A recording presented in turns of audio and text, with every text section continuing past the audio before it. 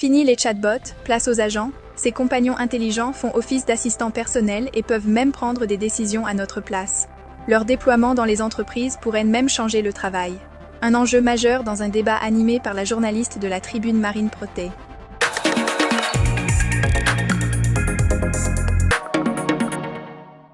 De nouveau, bonjour. Donc, on va effectivement parler d'agents. C'est un terme qu'on entend beaucoup dans l'industrie ces derniers temps. Tous les géants de l'IA se mettent à développer des agents, que ce soit Anthropic ou OpenAI qui cherchent à faire des IA capables de raisonner, entre guillemets.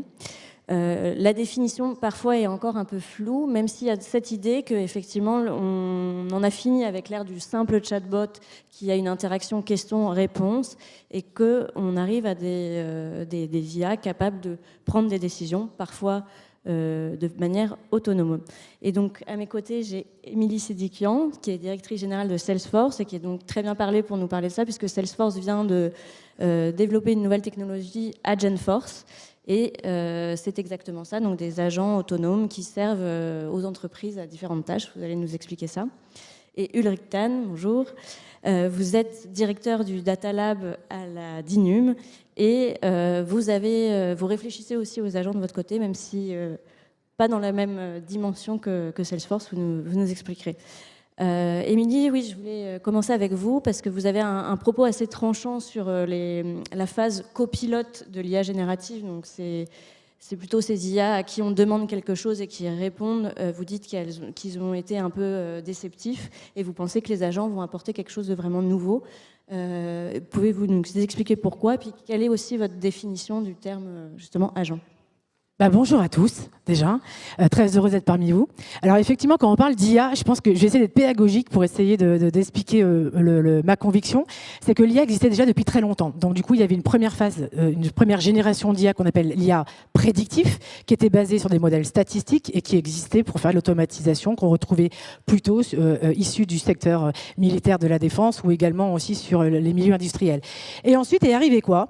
Est arrivé dans nos poches un smartphone où on avait, si on reprend en 2010, peut-être 2 ou 3 applications, et puis maintenant, vous en avez peut-être 30 ou 50 d'applications. Donc, il y a eu une effervescence sur l'usage de la mobilité et des applications, et qui ont généré quoi ? Des données. Et ces données, en fait, elles ont permis quoi ? De voir une évolution technologique majeure avec l'arrivée, depuis 2022, de grands noms qui ont exploité ces données autour des LLM et faire en sorte de pouvoir faire du résultat quand on posait une question en temps réel en fonction de ces données-là. Et effectivement, c'était déceptif pour les entreprises. Pourquoi ? Et on l'a vu dans la table ronde tout à l'heure sur le coût finalement de l'IA et la valorisation. C'est que les entreprises ont toutes été challengées par des conseils d'administration qui leur ont dit, pour éviter la disruption, qu'est-ce que vous faites sur l'IA générative ? Et donc, il y a eu des grandes signatures, moi je peux vous le dire, parce que les clients, je les vois toutes les semaines, voilà, qui m'ont dit, voilà, on a fait une annonce sur le marché et on a signé un partenariat avec telle ou telle autre technologie.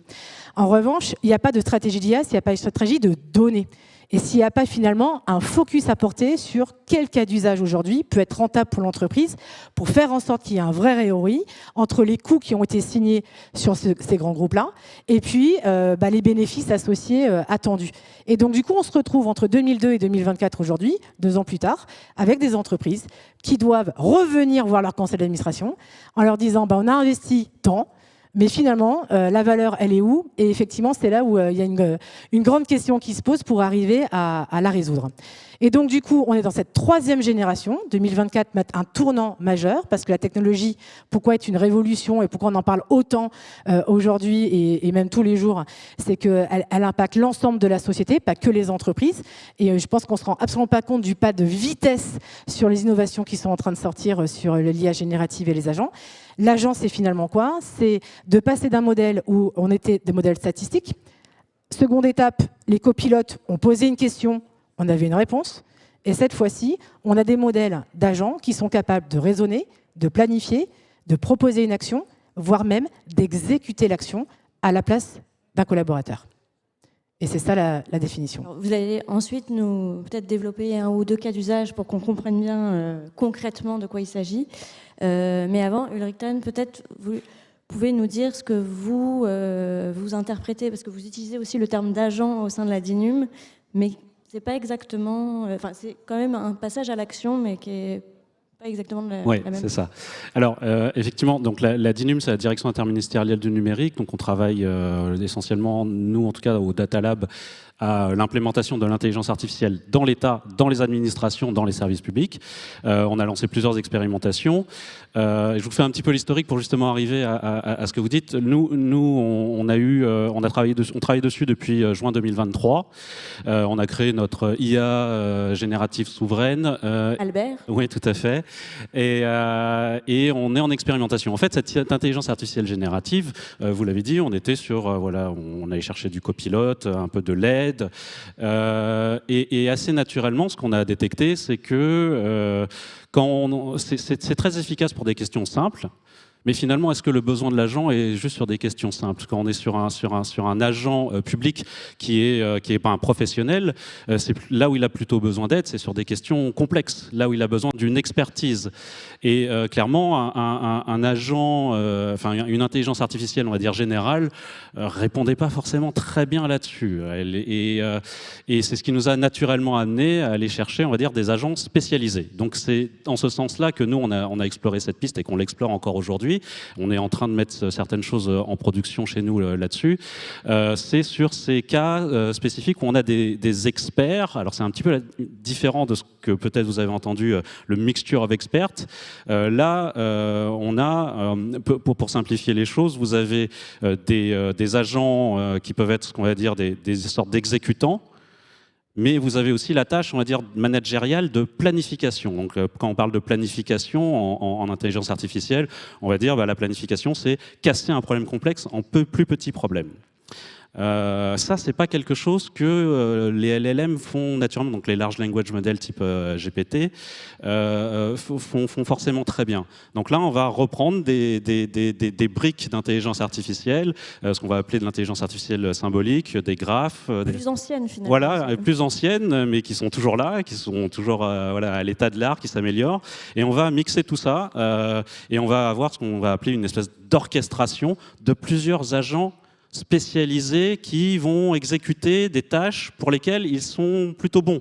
Mais vous pouvez avoir une équipe de beaucoup d'experts, si vous ne planifiez pas bien la réponse, finalement, elle ne va pas vraiment répondre aux besoins. Donc voilà, c'est un peu dans cette optique-là qu'on a travaillé ce sujet-là.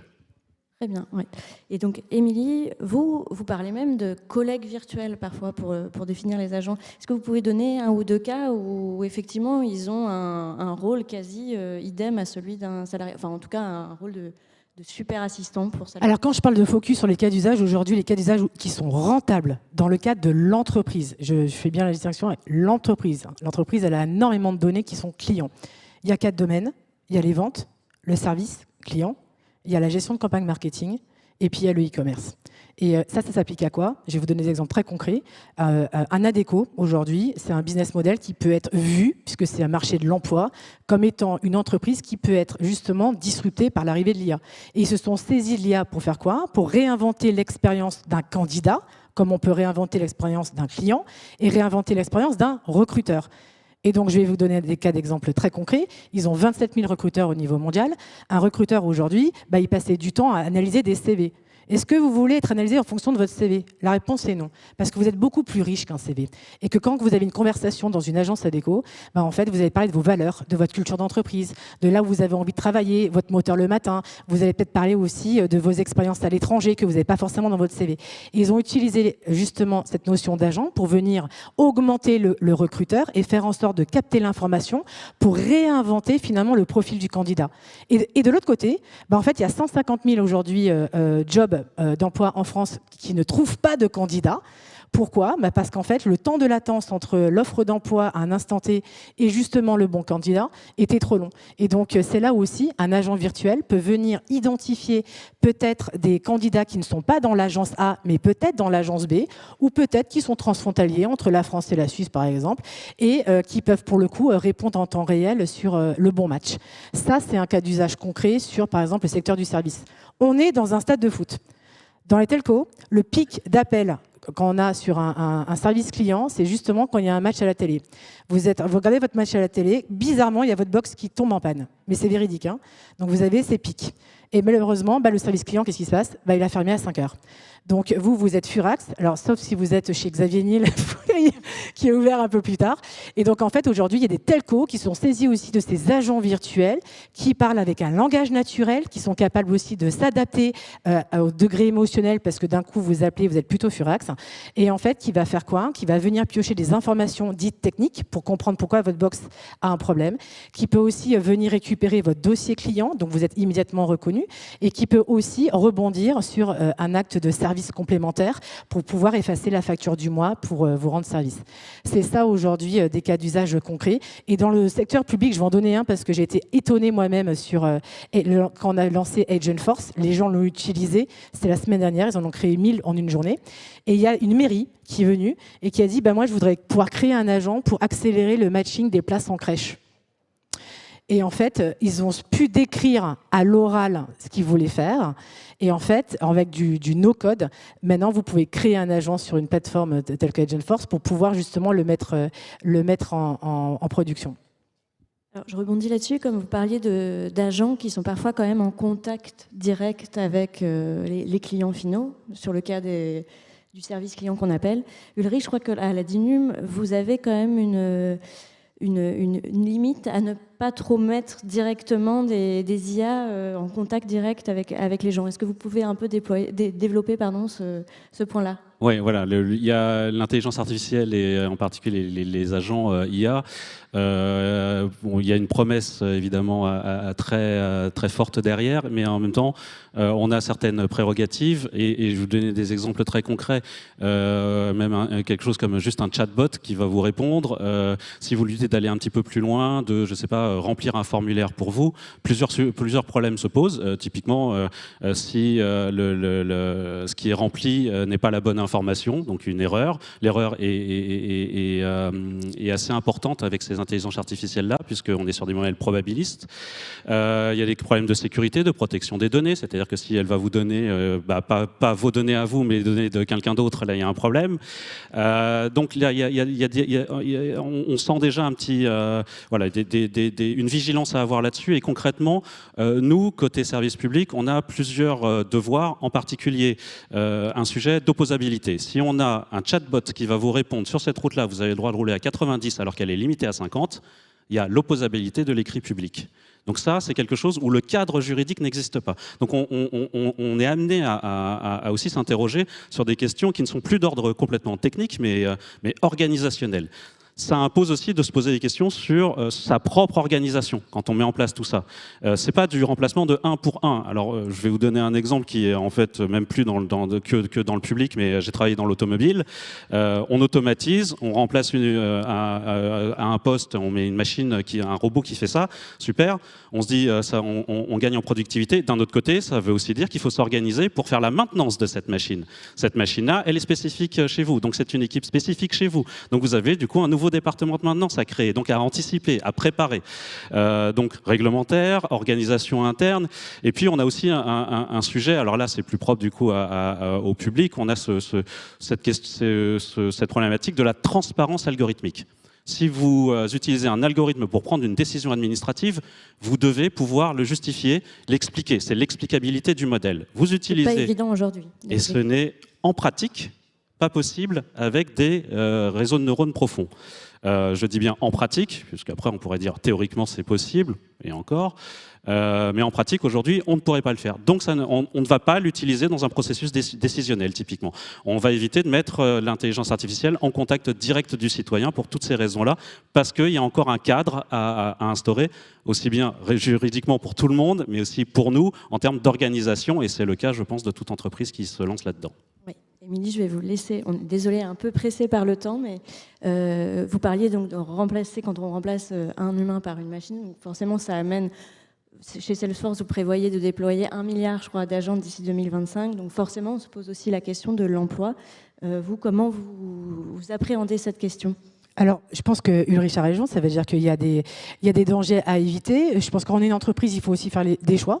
Et donc, les choix, c'est quoi? C'est de se saisir des technologies qui sont dites sécurisées, qui respectent la CNIL, qui font en sorte d'avoir aussi toute la partie auditable qui est citée sur l'usage des agents, et surtout des technologies qui sont progressives. C'est-à-dire, quand on parle d'agents, on peut le rendre semi-autonome, on peut le rendre autonome, on peut le rendre aussi juste en accompagnement. Et ça, c'est une stratégie d'entreprise qui est à mettre en œuvre pour faire en sorte de l'utiliser à bon escient et d'accompagner ses salariés comme il le faut. Maintenant, quand on parle d'emploi et d'IA, moi je pense qu'il faut parler d'employabilité et d'IA. Et d'ailleurs, j'ai été assez étonnée, depuis ce matin, on parle assez peu de la partie éducation. Je crois sérieusement en fait qu'on ne perdra pas son emploi parce qu'il y aura l'IA, mais plus parce qu'on ne saura pas l'utiliser, qu'il y a une vraie transformation des compétences à mettre en œuvre. Je pense que quand on regarde les sondages et les études aujourd'hui, les dirigeants sont bien conscients. Donc, c'est ça. D'ailleurs, c'est pas que l'entreprise, c'est aussi, je pense, dans une logique de coopération entre le public et le privé, ça se prend dès le plus jeune âge. Moi, honnêtement, j'ai des enfants, je trouve ça aberrant quand même qu'un enfant, aujourd'hui, c'est qu'en terminale, où on aborde un sujet sur l'IA. C'est trop tard. Enfin, je vous le dis de manière assez cash, et qu'il va falloir qu'on se saisisse du sujet bien plus tôt dans l'éducation. Et après, sur l'emploi, les premiers qui ont amené l'IA dans l'entreprise, ce sont les salariés eux-mêmes. Ce n'est pas les entreprises. Et avec les risques que ça suppose en termes de cybersécurité, en termes justement de déploiement. Et donc, il vaut mieux avoir une stratégie d'entreprise pour pouvoir l'amener à bon escient et le rendre efficace pour le bénéfice de l'humain et de ses salariés. Ça fait aussi partie de développer des outils digitaux. Ça fait partie de l'attractivité d'une entreprise aussi sur le marché. Et je pense qu'il faut arriver à organiser tout ça. Merci beaucoup. Désolée pour cette table ronde un peu pressée, mais merci beaucoup pour ces échanges. Merci à vous. Merci.